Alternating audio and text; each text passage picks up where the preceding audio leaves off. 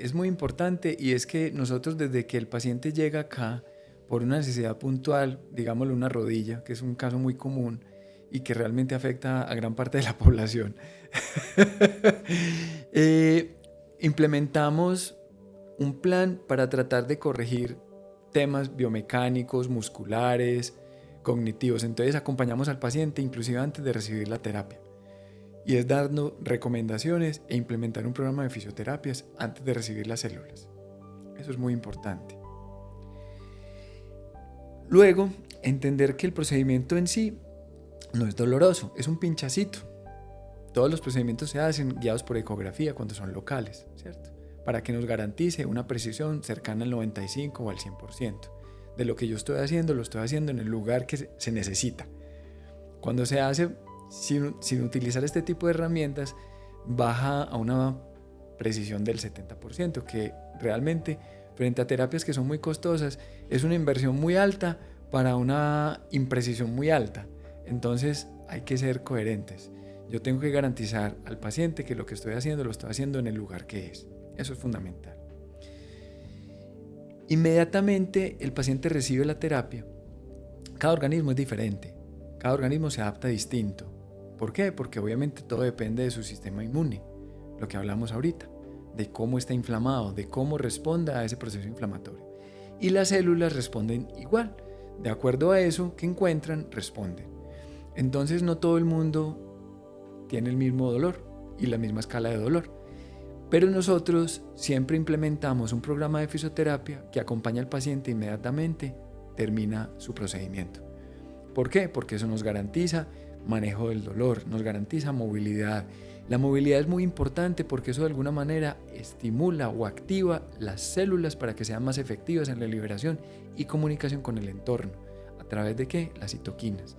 Porque ellas son células de señalización. Ellas se encargan de comunicar y son más comunicativas en la medida en que se muevan más y se estimulen más. Entonces por eso es muy importante el programa de fisioterapias. Me lleva a contar algo muy curioso, y es que muchos especialistas que creen que saben de terapia celular le dicen a los pacientes que se queden quietos, que no hagan nada después de recibir terapia celular. Y a ver, ¿qué me llevó a mí a concluir que necesitamos movimiento? Porque inclusive parte de mi formación es realizar estudios preclínicos. Y realizar estudios preclínicos me involucra a mí entender y meterme en un laboratorio y hacer estudios con células in vitro. Y entender que si yo aplico fuerzas físicas en esas células se vuelven más activas. Entonces, claro, por eso digo yo, ¿cuántas células ha cultivado usted como especialista? Eso es muy importante. Porque hay que entender los fenómenos, cómo funcionan las células, no simplemente pensar. No, hay que presenciarlo.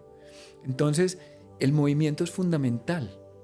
A un paciente tratado en columna no le puedo decir que se quede quieto. No, muévase, aumente cargas físicas, estimule ese condrocito en ese disco para que trabaje mejor. No lo deje quieto. En esa rodilla muévala.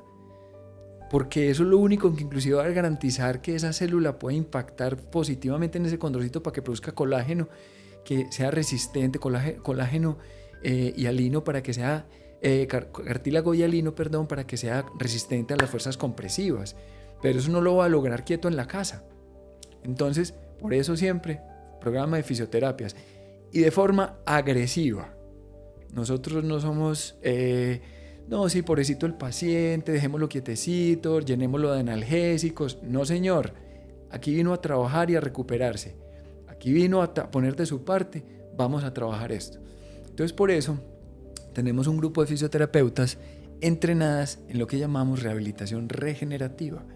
Porque no todos los fisioterapeutas saben trabajar una terapia de células madre. Entonces, es fundamental que ellas tengan conceptos básicos.